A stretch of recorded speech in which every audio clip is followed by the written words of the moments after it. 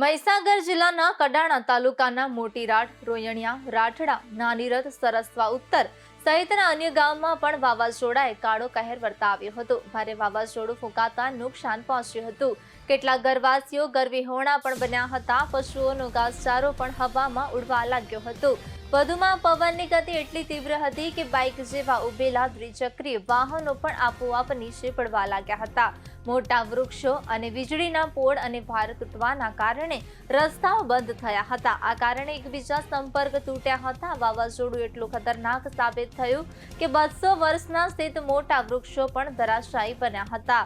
મોટીરાટ ગામના દાદ ચોકડી ફળિયામાં તાવિયાર ચતુરભાઈ સરદારભાઈના મકાન ઉપર વૃક્ષ તૂટીને પડ્યું હતું, જેને કારણે ઘરવખરી સામાનમાં બહુ નુકસાન થયું હતું. સદનસીબે કોઈ જાનહાનિ થઈ નહોતી.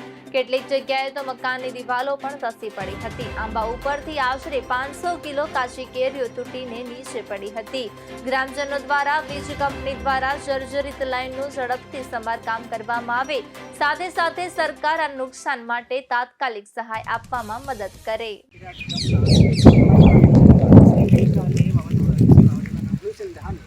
આપણે પર્વતભાઈ સાથે મુલાકાત કરી રહ્યા છે. પર્વતભાઈ, હું પ્રશ્ન કરીશ. પર્વતભાઈ, આ જે વાવાઝોડું છે વિશે તમે શું કહેવા માંગો?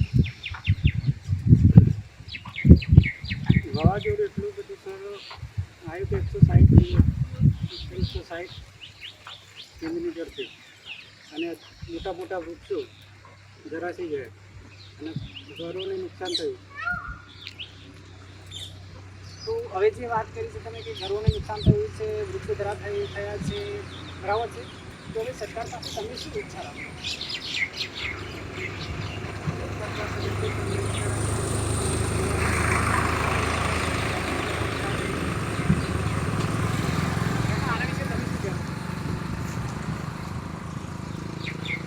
સરકાર અમને નુકસાનને સહાય આપે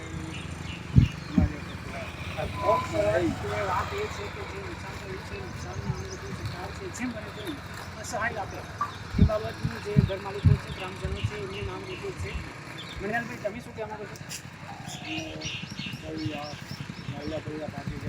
નુકસાન થાય એના માટે કોઈ સહાય મળે. બહુ સરસ. દરેક નાગરિકોની એ વાત છે કે જે નુકસાન થયું છે, નુકસાનને જે બને તે વહેલી તકે ભરપાઈ કરવામાં આવે, જેથી કરીને ગ્રામજનો જે ઘર માલિકો છે એ ફરીથી પોતાનું જે સમારકામ છે એ ચાલુ કરે.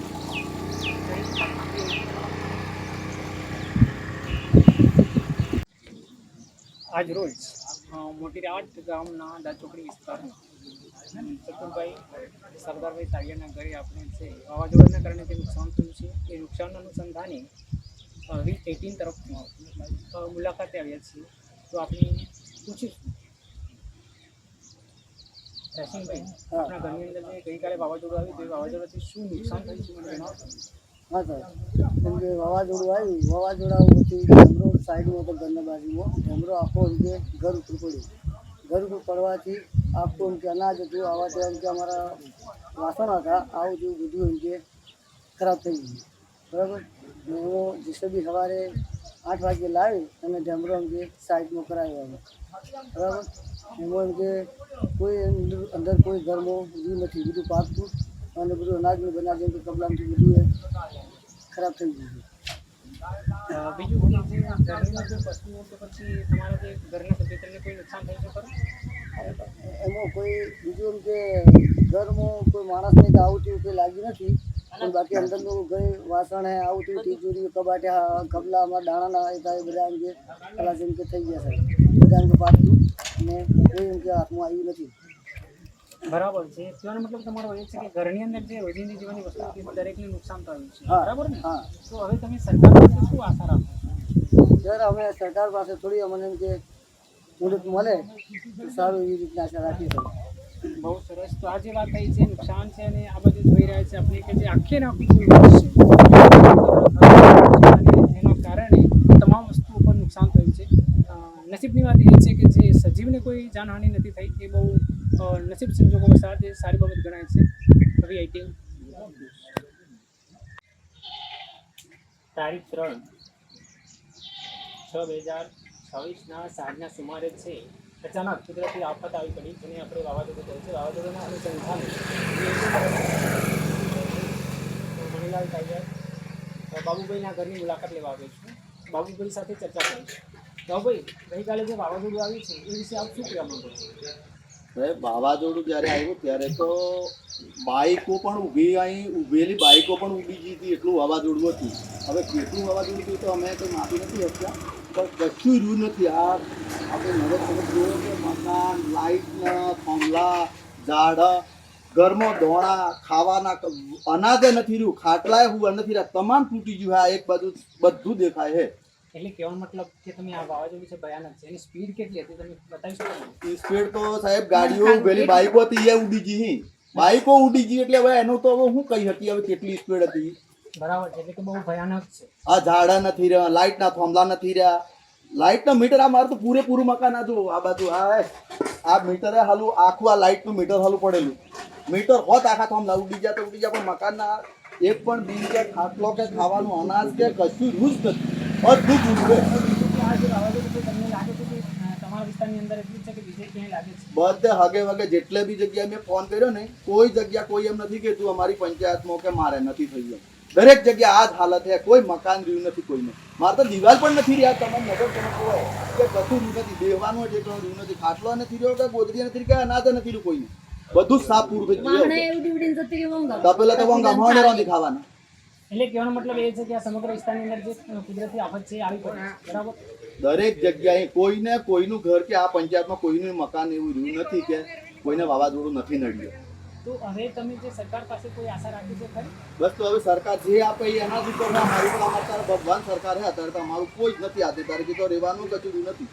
આ એક જ રહેવાના તૈયાર પૂરું જ જીવે. હવે સરકાર જે બી સહાય આલે એના ઉપર જ નોંધે. એનું છે બીજું તો કશું દોરા બોકડા બધું દબાઈ થાય ને.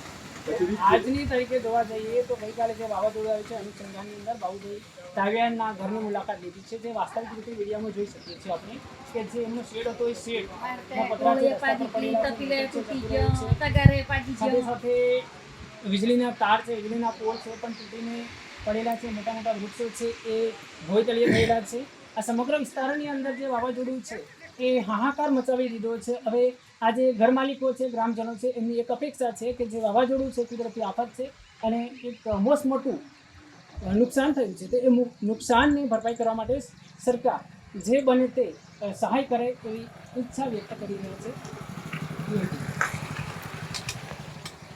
ગામના ભંગાપડા ફળિયાની અંદર જે ગઈકાલે જે વાવાઝોડું આવ્યું છે વાવાઝોડાના અનુસંધાને ટીવી તરફ V18 ભાગરૂપે આપણે મુલાકાત કરવા આવ્યા છીએ. જે ઘર માલિકનું નામ છે ડિંડો નીલાબેન. તો નીલાબેનની મુલાકાત આપણે પૂછીશું કે નીલાબેન ને કઈ તકલીફો પડી છે.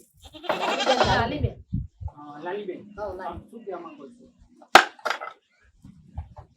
એમ માંગુ છું કે મારે મકાન પણ પડી ગયું છે. રાતે વાવાઝોડું આવ્યું છે તો 6 વાગે બેરી ઊભું રહેવાનું નથી, એટલું પડી ગયું છે. ત્યાં રહેવાનું બે મકાન બધા ઉડીને ભાગી પડે છે. ત્યાં મકાન પડી ગયું છે, હાથ છે ઊભું રહેવાનું નથી. હવે સરકાર કરીને એમ કહું કે કોઈ લાભ આવે તો કોઈ થોડું કે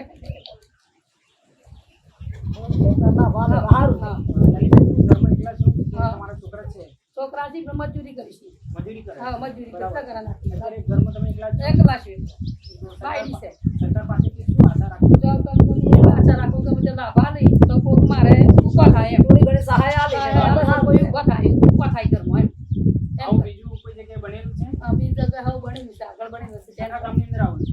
આખા તો આપણે જોવાનું રહ્યું કે આગળ જે વિસ્તારની અંદર મુલાકાત લેવાની છે ખરેખર વાસ્તવિક જોવા જઈએ તો જે વાવાઝોડું આવ્યું છે વાવાઝોડુંથી ખરેખર નુકસાન જે દેખાઈ રહ્યું છે વિડીયોની અંદર કે જે મકાન છે મકાન ઉપર જે સિમેન્ટના જે પતરા છે એ ઓલરેડી પડી ગયા છે અને સાથે સાથે ભાગીને ભૂક્કા પણ થઈ ગયા છે. સાથે સાથે રસ્તા ઉપર જે વીજ લાઈન છે એ પણ તૂટી ગઈ છે. તો બીજી પણ આપણે મુલાકાત કરીશું. ઘરના નળિયા છે, વિલાયતી થાપડા છે, વૃક્ષો છે, આ દરેક નાની મોટી ઇજાઓ થઈ રહી છે, બરાબર? એવી જ વાત ચાર રસ્તા ચોકડી પાસે જે ગઈકાલે વાવાઝોડું આવ્યું છે વાવાઝોડાના અનુસંધાને પરથી ટાવિયાના મકાનની અંદર ભયાનક નુકસાન થયું છે એ અનુસંધાને V18 તરફથી મુલાકાત કરવામાં આવી છે.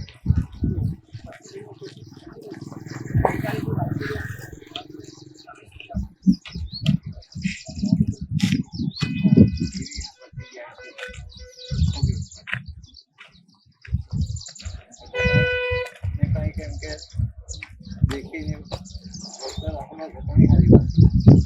અત્યારે જે પવન આવ્યો છે પવનની આશરે કેટલે જોરથી ફૂંકાય છે. તેથી કે તમને કેવું લાગે છે?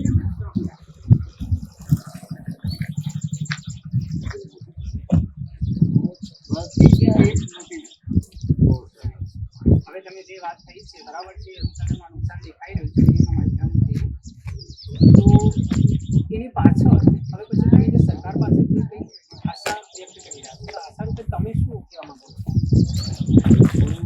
મદદ કરે કે કોમિટી એનો ઉપાય કરવો પડે. તો બહુ સરસ.